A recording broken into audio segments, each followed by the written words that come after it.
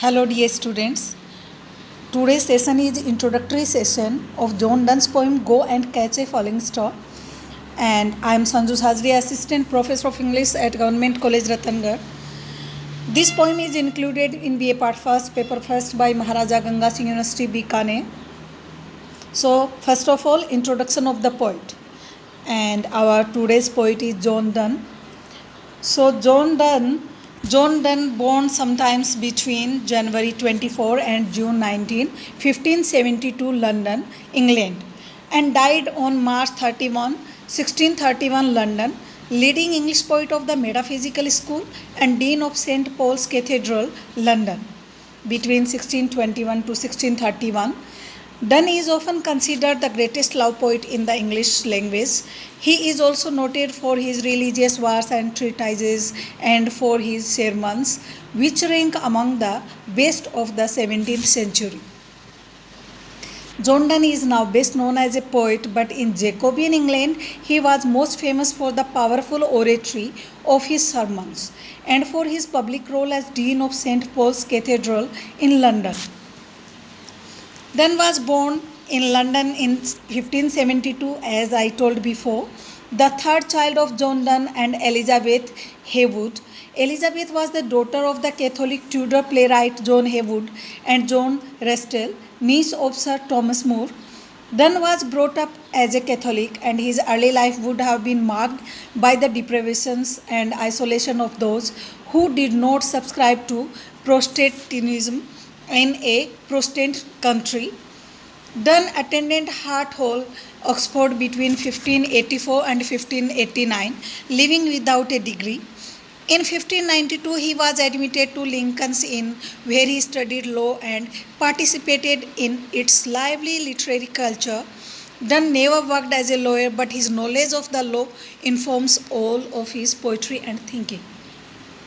Donne had left Lincoln's Inn by 1596 and was working as secretary to Sir Thomas Egerton by the end of 1597. In Egerton's household, Donne met Anne More, the niece of Lady Egerton, and they married in secret in 1601. The marriage caused a scandal when it was revealed the following year, and Donne lost his position and was briefly imprisoned. Donne and Anne would have to rely on friends and sympathetic family members for accommodation and financial support for their growing family for many years afterwards.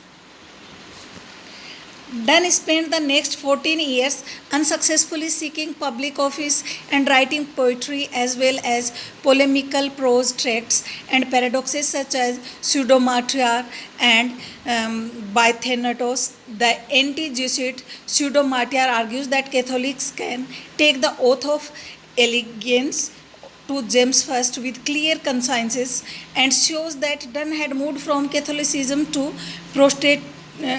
Protestantism.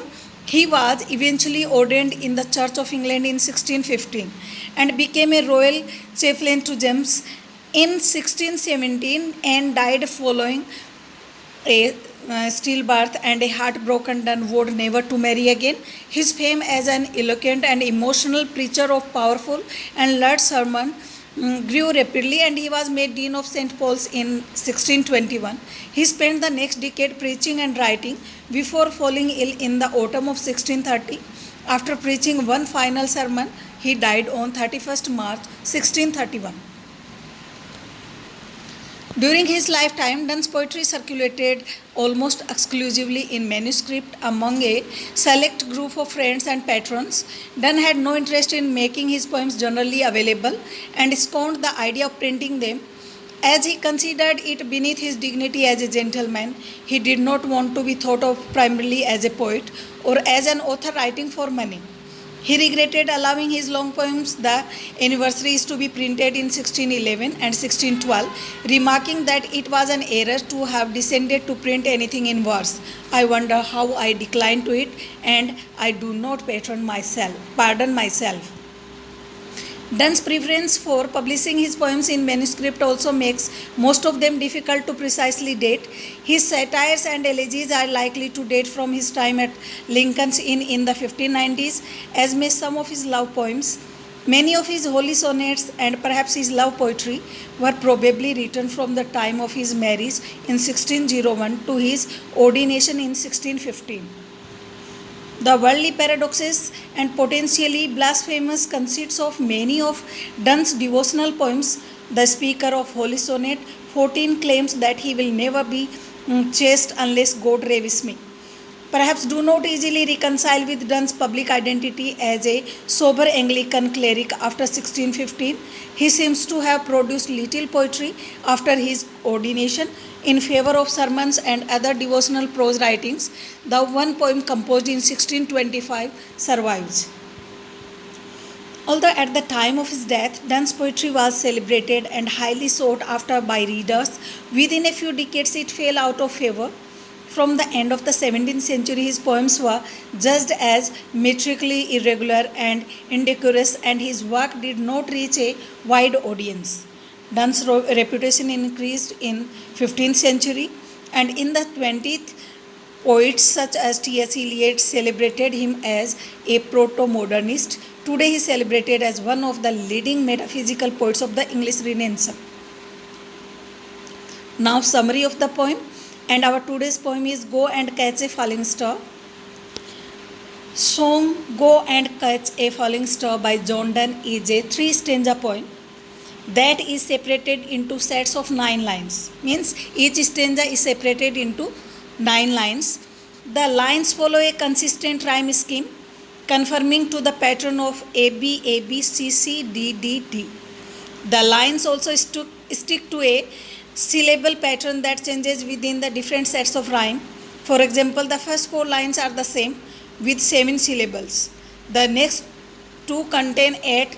Then there are 2 syllable lines. Finally, the stanza ends with a 7-syllable line.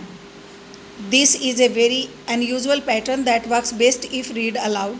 The fact that Donne titled this piece Song makes it clear that it was meant to be read or sung. Throughout the poem, Donne employs a light and sometimes humorous tone.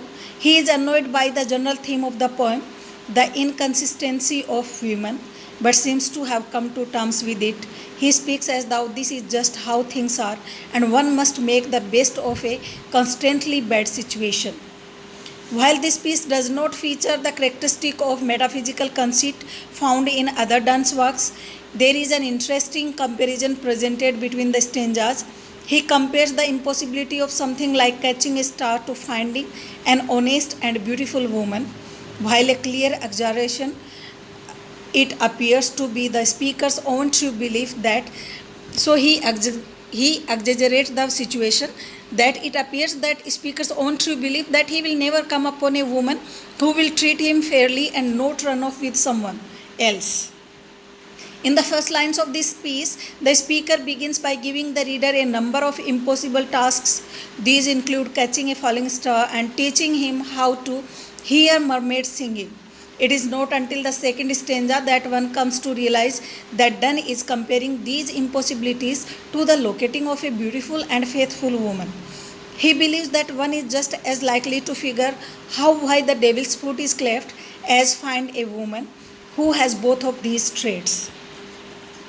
The speaker goes on to tell the listener that if one were to venture into the strange unknown, they would come across endless wonders, but not a woman who would please him in totality. In the last stanza, he explains how if he thought that such a woman did exist, that he is suffered to find her, he would go on a pilgrimage and do anything he had to. The speaker does not believe it is really possible though. In fact, he states that one might think they have found a woman of his liking, but she would eventually turn out to be false. In the first stanza of this piece, the speaker begins by telling the listener to go and catch a falling star. It is for this line that the poem is best known and is only the first representative of the outlandish tasks the speaker sets out.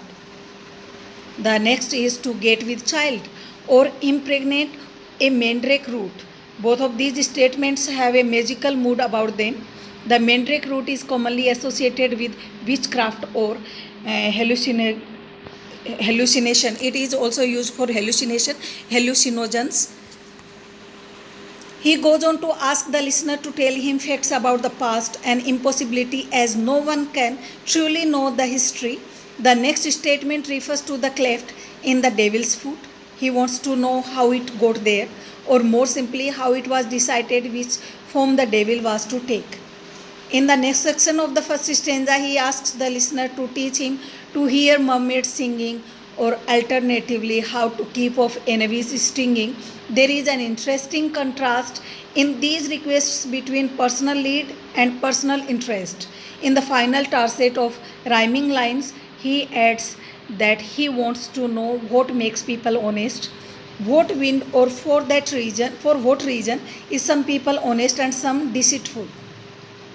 In the second stanza, he reveals the true purpose of this piece, to complain about the unfair way he has been treated by women. He expresses his belief that there are no women who are true and fair, or honest and beautiful in this world. In the first lines, he tells the listener that maybe if thou beest born to strange sight, or more simply, if you are used to seeing unbelievable things, then you should write 10,000 days and nights and seek as many strange wonders as can be found. He believes that anyone who attempted this would have to ride until their hair turned white, and still they would not come upon a woman true and fair. It is interesting to consider how the speaker came to this conclusion. It is not clear why he believes this to be the case, but obviously something in his past turned his mind in this direction. He is having trouble finding love, or perhaps he doesn't believe in love at all. In the final 9 lines of song, Go and Catch a Falling Star, the speaker states that if thou findest a woman who is both of these things, true and fair, then he will go on a pilgrimage to find her. He would suffer if there was a chance he could find the perfect partner. He knows that this is not going to be the case thou, so he does not go. So he tells about the faithlessness of a fair woman in this poem, and I will explain this poem in my next video. Thanks for watching.